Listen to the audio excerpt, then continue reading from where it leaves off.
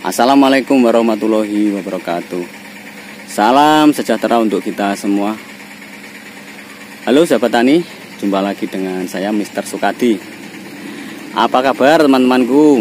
Mudah-mudahan kabar baik ya untuk kita semua. Dan kita semua selalu mendapatkan anugerah indah dari Yang Maha Kuasa. Selalu dilancarkan semua usaha kita. Juga kita semua diberi kesehatan serta umur yang panjang. Amin. Oke sahabat tani di seluruh Nusantara, untuk video saya kali ini saya akan membagikan ini ya. Saya punya tanaman ini, alhamdulillah saya masih tanam padi lagi ya untuk musim kali ini. Dan alhamdulillah untuk saat ini tanaman saya sudah berumur 35 HST. 3 hari yang lalu sudah saya lakukan pengobatan, yaitu pencegahan hama, juga penambahan nutrisi ya teman-teman. Oke.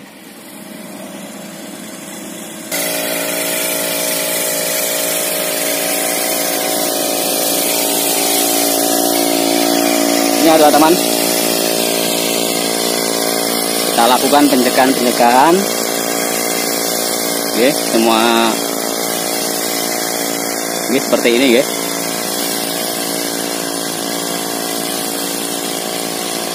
Juga kita lakukan pengobatan menggunakan nutrisi ya teman-teman.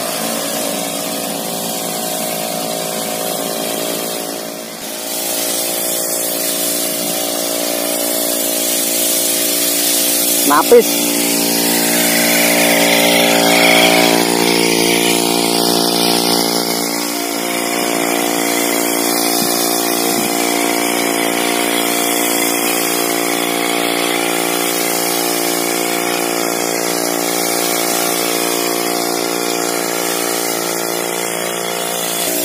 Nih panas-panas sih. Wah ini lah saya ngajak nang Mas Senam. Ini katanya Mas Bugel ini. Katanya istrinya senam di rumah. Ya Allah. Ini ki lho Mbak, deloken Mbak. Bojone sampean iki panas-panasan sampean tinggal senam tok.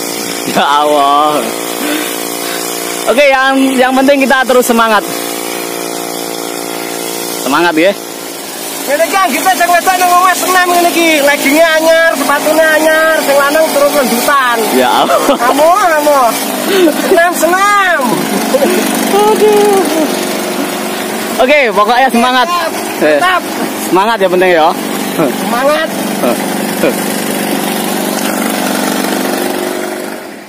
Pada video kali ini saya akan berbagi ya.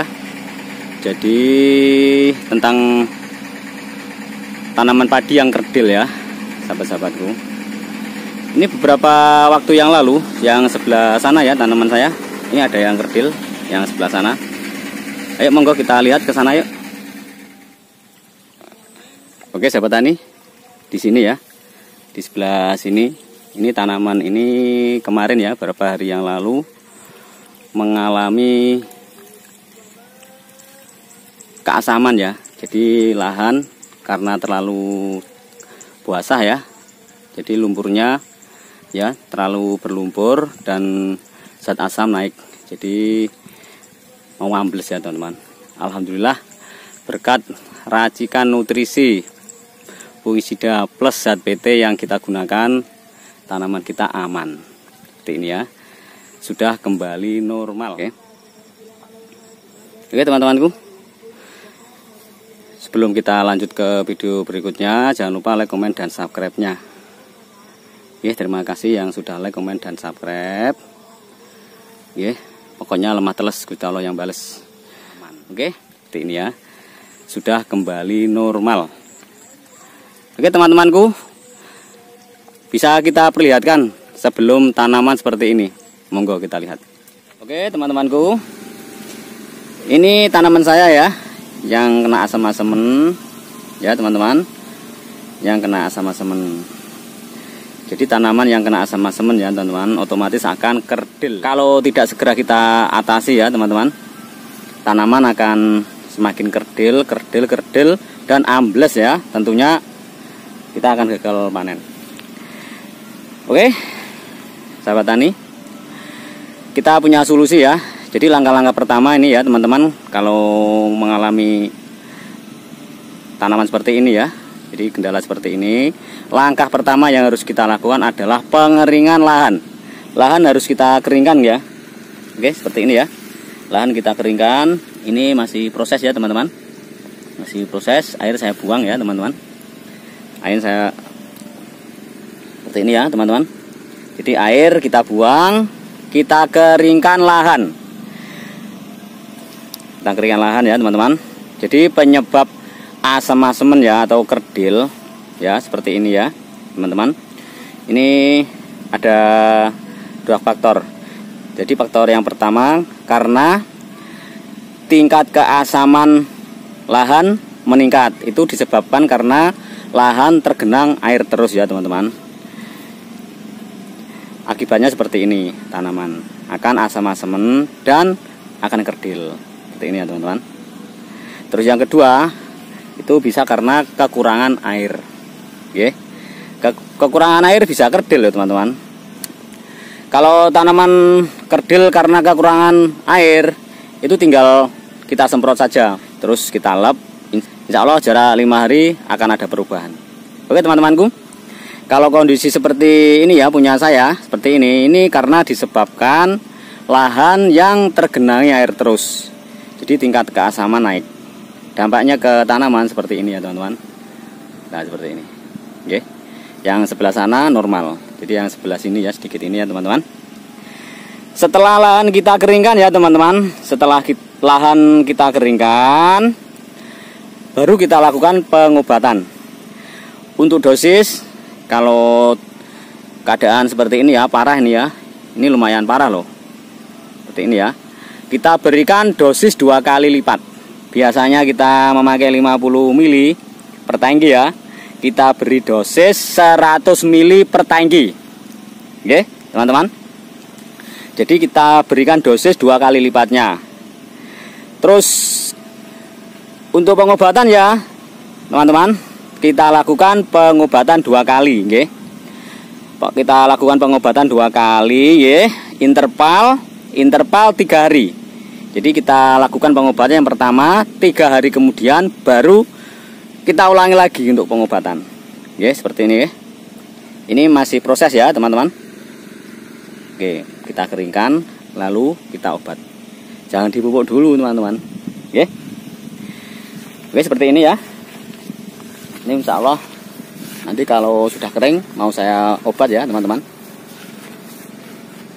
Oke, seperti ini ya. Oke, teman-teman. Kita lihat hasilnya. Oke, sahabat tani, seperti itu tadi ya. Jadi cara-caranya, langkah-langkahnya kalau tanaman kita mengalami keasaman ya teman-teman, atau kekerdilan. Jadi kerdilnya tanaman padi kita ya, itu ada beberapa faktor. Pertama karena faktor kekurangan air, dan berikutnya faktor kebanyakan air. Jadi untuk air ya teman-teman, untuk air memang sumber kehidupan. Tapi kita harus tahu kapan tanaman kita membutuhkan air dan kapan tanaman kita tidak membutuhkan air. Oke. Seperti ini ya teman-teman. Alhamdulillah sudah kembali normal ya tanaman. Sudah berumur 35 hari ya. Yang sebelah sini ya teman-teman. Ya ini pewarah, kemarin parah ya, parah banget. Jadi untuk dosis saya lipat ya. Maksudnya untuk dosis 2 kali lipatnya. Ini sudah kembali normal loh teman-temanku. Oke, seperti ini ya. Oke teman-temanku. Jadi untuk tanaman kita harus kita jaga ya, jangan sampai mengalami kekerdilan. Karena kalau mengalami kekerdilan otomatis akan gagal panen ya kita. Oke teman-teman, jadi jangan sampai ya, jangan sampai. Oke teman-temanku, untuk obat-obatnya ya apa saja yang kita gunakan. Monggo kita lihat cara pengoplosannya, monggo. Oke sahabat tani, kita lanjut ya. Bahan pertama yang kita butuhkan, yang kita siapkan ya, pupuk cair. Pupuk cair kita siapkan. Ini rencananya saya akan mengoplos sesuai kebutuhan. Jadi saya akan mengoplos dengan skala kecil. Ini kita beli yang setengah literan ya, seperti ini. Ini saya memakai merek dagang GA Padi yang berisi 500 ml, jadi setengah liter. Terus bahan yang kedua kita siapkan fungisida. Kalau saya memakai fungisida dengan merek dagang Cabrio ya. Ini teman-teman, untuk bahan aktif ini di bawah ya, piraklostropin ya, juga sesuai kebutuhan. Terus untuk mendorong bahan-bahan kita tadi ya, kita harus membeli zat PT. Untuk zat PT macam-macam ya. Ini teman-teman, kalau di daerah saya ada yang merek dagang Gigip, terus ada yang Agrogip ya, seperti ini. Seperti ini Agrogip ya, mohon maaf. Terus seperti ini Bigro Forte ya, ini juga zat PT ini teman-teman. Oke. Untuk zat PT ini kedua zat PT ini ya, Gigip sama Bigro Forte mempunyai bahan aktif yang sama. Untuk Agrogip bahan aktifnya asam gibril ya teman-teman, seperti ini. Jadi kita akan mengoplos sesuai kebutuhan untuk mengatasi padi yang kerdil. Ini kita ambil yang setengah liter ya. Ini tadi sudah saya siapkan setengah liter. Ini ya. Kita buka tutupnya, dan ini saya akan memakai yang berbahan aktif ini ya teman-teman, gibril aksid ya. Jadi kalau yang ini merek dagang ini Gigip ya, ini berupa pil ya. Jadi sebesar koin. Dia agak gede ya, sebesar ini, tutup aqua segini ya. Ini kalau kita memakai Gigip cukup satu ya teman-teman, cukup satu. Kalau yang memakai kemasan kecil seperti ini Bigro ya, Bigro Forte, ini berisi, ini kurang lebih 5 gram isinya kalau nggak salah. Oke, kalau kita memakai merek dagang seperti ini ya, Bigro Forte ya, berbahan aktif ini ya, seperti ini, gibril aksid 20%. Kita pakai 2 bungkus saja sudah cukup. Oke, langsung kita masukkan ya teman-teman, seperti ini. Ini sudah kita siapkan. Oke, sudah kita siapkan. Ini mohon maaf, langsung kita masukkan 2 ya teman-teman, sesuai kebutuhan.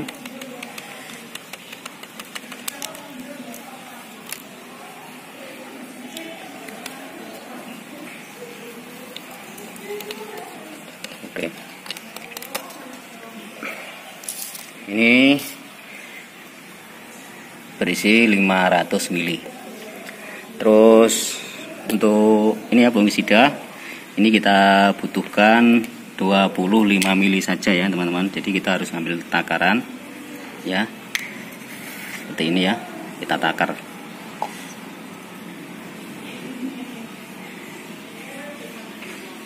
Oke, lalu kita masukkan.